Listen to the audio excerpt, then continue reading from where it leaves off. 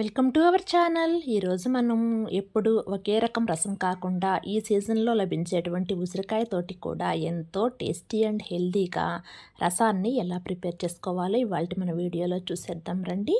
ఇక్కడ దీనికోసం నేను 3 పెద్ద ఉసిరికాయలు తీసుకున్నానండి. ఈ మూడిటితోటి మనకు 4 మెంబర్స్కి సరిపడా రసం రెడీ అవుతుంది. ఈ ఉసిరికాయలను శుభ్రంగా కడిగేసి వీటిని ఈ విధంగా గింజలు తీసేసి ముక్కలుగా కట్ చేసుకున్నాను. లేకుంటే మీరు ఉసిరికాయని తురుముకోవాలన్నా సరే తురుముకోవచ్చు. ఇప్పుడు ఈ ఉసిరికాయ ముక్కలన్నిటిని ఒక మిక్సీ జార్లోకి వేసేసుకుందాము. ఇలా ఈ ముక్కలను మిక్సీ జార్లోకి వేసుకున్న తర్వాత ఇప్పుడు దీనిలోకి 1 స్పూన్ జీలకర్ర, 1 స్పూన్ ధనియాలు, మిరియాల ఘాటు ఎక్కువ ఉండిద్ది కాబట్టి ఇక్కడ నేను 1/2 స్పూనే తీసుకుంటున్నానండి. ఇంకొంచెం ఎక్కువ ఘాటు తెలియాలి అంటే ఇంకొద్దిగా మిరియాలను ఎక్కువైనా సరే యాడ్ చేసుకోండి. మిరియాలు వేసుకున్న తర్వాత ఒక పచ్చిమిర్చి, ఒక 4-5 అల్లం ముక్కలను కూడా వేసేసుకున్న తర్వాత చేతి నిండా కొత్తిమీరను కూడా తీసుకొని ఇదే మిక్సీ జార్లోకి వేసేసుకొని ఇంకేమి యాడ్ చేయట్లేదండి. దీన్ని ఈ విధంగా కచ్చాపచ్చాగా మిక్సీ పట్టేసుకుంటే సరిపోతుంది. ఇలా మిక్సీ పట్టేసుకున్న ఈ పౌడర్ని మీరు కావాలంటే స్టోర్ చేసుకొని పెట్టేసుకొని ఇంకొక రోజు కూడా మనం రసంలాగా ప్రిపేర్ చేసుకోవచ్చు. ఇక దీనిలోకి మీకు ఇంకేదన్నా ఫ్లేవర్స్ యాడ్ చేసుకోవాలన్నా సరే వెల్లుల్లి కావాలన్నా వేసుకొని అయినా సరే మిక్సీ పట్టుకోండి.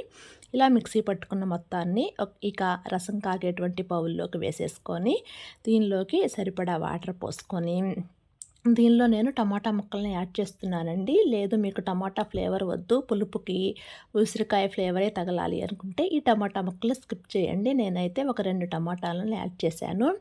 ఇక దీనిలోకి రుచికి సరిపడా సాల్టు, కొద్దిగా పసుపు వేసేసుకొని ఒక్కసారి మొత్తం కలిపేసుకొని ఈ ముక్కలన్నీ మెత్తగా ఉడికిన దాకా ఉడికించేసుకోవాలి. ఇక్కడ మీకు పచ్చికారం ఫ్లేవర్తో పాటు కొద్దిగా ఎర్రకారం ఫ్లేవర్ కూడా తగలాలి అనుకుంటే కొద్దిగా కారాన్ని కూడా యాడ్ చేసుకొని ఉడికించేసుకోండి. ఇక్కడ నేను స్టవ్ను మీడియం ఫ్లేమ్లో పెట్టుకొని ఒక 15 మినిట్స్ పాటు ఉడికించేసుకున్నానండి. మనకు టమోటా త్వరగానే బాయిల్ అవుతుంది, ఉసిరికాయ కూడా త్వరగానే బాయిల్ అవుతుందండి. ఇక 15 మినిట్స్ తర్వాత ఈ విధంగా బాయిల్ అయిన తర్వాత ఈ రసం గిన్నెను పక్కన పెట్టేసుకొని ఇప్పుడు మనము ఈ రసాన్ని కంపల్సరిగా పోపు పెట్టుకుంటేనే టేస్ట్ బాగుంటుందండి.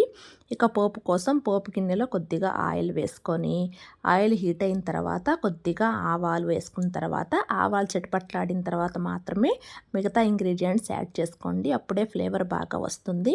తర్వాత ఒక ఎండుమిర్చి, తర్వాత కచ్చాపచ్చాగా దంచి పెట్టుకున్న వెల్లుల్లి రెబ్బలు, ఇక్కడ నేను పప్పులేమి యాడ్ చేయటం లేదండి. కొద్దిగా కరివేపాకు, ఇవంతా కొంచెం ఫ్రై అయిన తర్వాత కొద్దిగా ఇంగువను మాత్రం కంపల్సరీగా యాడ్ చేయాలండి. కొద్దిగా ఇంగువను కూడా వేసిన తర్వాత ఇక్కడ నేను జీలకర్రను వేస్తున్నాను. ఇందాక మనం మిక్సీ పట్టేకున్నప్పుడు కూడా జీలకర్రను వేశాను. మీకు కావాలనుకుంటే జీలకర్రను స్కిప్ చేసేయచ్చు.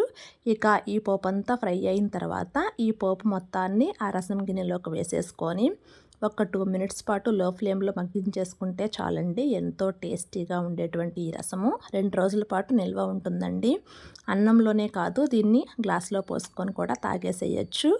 జలుబు, దగ్గులు అన్నిటినీ నివారించేటువంటి ఈ ఉసిరికాయ రసాన్ని మాత్రం కంపల్సరీగా తయారు చేసుకొని అందరూ తినేసేయండి. ఉసిరైతే హెల్త్కి చాలా మంచిదండి. ఈ విధంగా రసాన్ని ప్రిపేర్ చేసుకొని అందరూ ట్రై చేసి చూడండి.